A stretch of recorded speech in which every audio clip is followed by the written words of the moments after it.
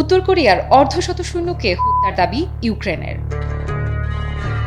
18 December রাশিয়ার Kursk অঞ্চলে হামলা চালিয়ে ওই সেনাদের হত্যার দাবি করেছে ইউক্রেনের সামরিক বাহিনীর স্পেশাল ফোর্স। উত্তর কোরিয়ার সেনা ও সামরিক সরঞ্জামকে নিশানা করার এফপিভি ড্রোনের ফুটেজ প্রকাশ করেছে ইউক্রেনের স্পেশাল অপারেশন ফোর্স। এ ফুটেজে কুরস্কের যুদ্ধক্ষেত্রে সফলভাবে এফপিভি ড্রোন ব্যবহার করে সেনা সদস্য এবং সামরিক সরঞ্জাম টার্গেট করে আঘাতের দৃশ্য প্রকাশিত হয়েছে।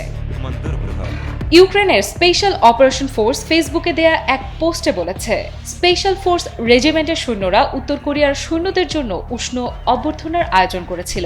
এ সময় দুটি সাজোয়া যান, দুটি গাড়ি এবং একটি অল টেরেন গাড়িতে হামলা চালানো হয়। তবে কুরস্কে উত্তর কোরিয়ার সৈন্যদের লক্ষ্য করে চালানো হামলা ও সৈন্যদের হত্যার ঘটনায় ইউক্রেনের স্পেশাল ফোর্সের দাবির বিষয়টি স্বতন্ত্রভাবে যাচাই করতে পারেনি ইউক্রেনীয় সংবাদ মাধ্যম কিয়েভ ইন্ডিপেন্ডেন্ট।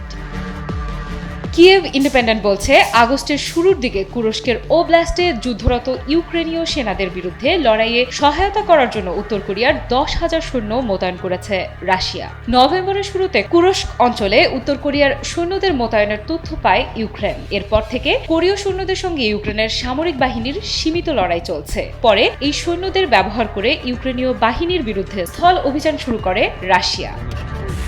ইউক্রেনের প্রেসিডেন্ট ভলোদিমির জেলেনস্কি জানিয়েছেন, যুদ্ধক্ষেত্রে উত্তর কোরীয় সৈন্যদের হতাহতের ঘটনা রাশিয়া আড়াল করার চেষ্টা করছে। তাই উত্তর কোরিয়ার সৈন্য ও সামরিক যানবাহনের ক্ষয়ক্ষতির পূর্ণাঙ্গ পরিসংখ্যান পাওয়া কঠিন হবে বলে মন্তব্য করেন প্রেসিডেন্ট জেলেনস্কি।